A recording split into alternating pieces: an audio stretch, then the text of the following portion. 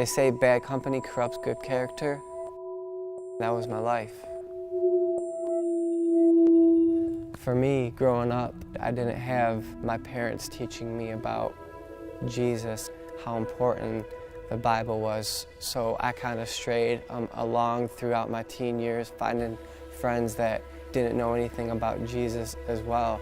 I was getting in trouble more and more. I'm getting into drugs, getting into typical things that people do in this life. And before I know it, I ended up going to jail for a little bit of time and got out and thought I was going to start fresh and get my life back on track, but I never really had any significant changes in my life.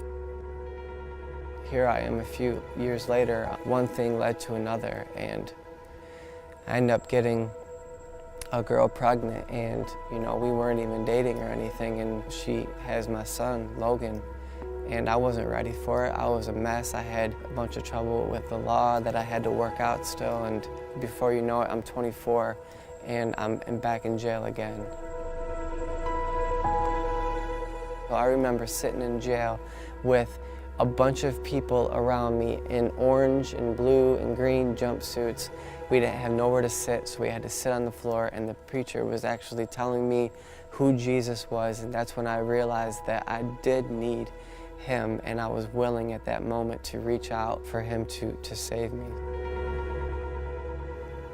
Shortly after getting out of jail the second time, my sister told me about Metro, and I found out that it was only like a mile away from me, so I started walking. I had no car, I had no license. I started walking every week and learning more and more. For the past 5 years, I've been serving along the side of Chris and Tracy with Unite, and it's been an incredible experience.